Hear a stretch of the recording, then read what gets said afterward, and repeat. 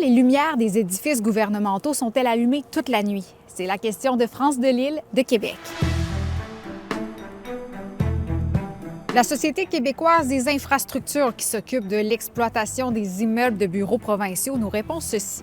Par souci de réduire sa consommation énergétique, la SQI a déployé dans la grande majorité de son parc immobilier des systèmes d'automatisation et de contrôle, touchant notamment le chauffage, la ventilation, la climatisation et l'éclairage.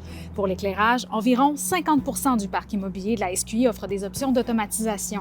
Mais malgré ces systèmes automatiques, il arrive quand même que les éclairages d'édifices demeurent allumés une grande partie de la nuit. On est allé sonder un ingénieur en développement durable et il nous a expliqué qu'il y avait différentes explications possibles, à commencer par les problèmes d'entretien.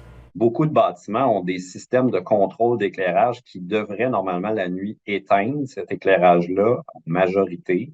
Et c'est pas toujours très bien entretenu. Fait que des fois, l'horaire qui devrait être en fonction ou les contrôles qui devraient arrêter l'éclairage vont pas nécessairement répondre à la demande. Il y a d'autres explications possibles. D'abord, il y a le règlement sur la sécurité dans les édifices publics qui stipule que les issues et les corridors qui mènent à des sorties d'urgence doivent être éclairés en tout temps pour faciliter l'évacuation en cas d'incendie ou de panne de courant, par exemple.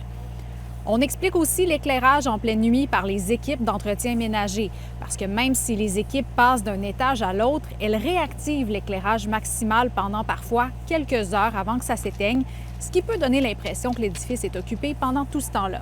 Généralement, l'éclairage représente de 10 à 20 de la consommation globale en énergie d'un bâtiment. Alors, on peut se demander si on éteignait la nuit, est-ce qu'on pourrait réaliser des économies substantielles? Normalement, il devrait y avoir beaucoup moins d'éclairage ouvert la nuit. Nos coûts d'énergie sont tellement bas au Québec que ça encourage le gaspillage.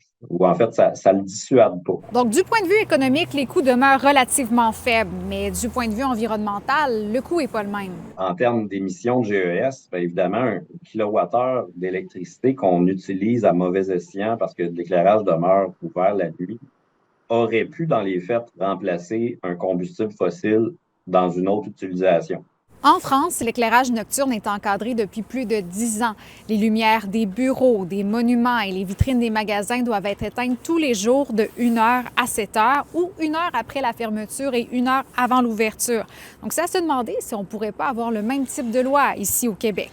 Toutes les années, il y a plein de projets en efficacité énergétique qui se font, mais ça irait beaucoup plus vite si nos coûts d'énergie étaient 3-4 fois plus chers. Ah, et dernière petite chose, si jamais vous avez déjà entendu dire que les lumières des tours à bureaux restaient allumées la nuit pour faciliter le travail des pilotes d'avion, bien, c'est une légende urbaine parce que oui, il y a des feux d'avertissement rouge au sommet de plusieurs immeubles pour avertir les avions d'un possible obstacle, mais c'est pas le travail de l'éclairage d'intérieur.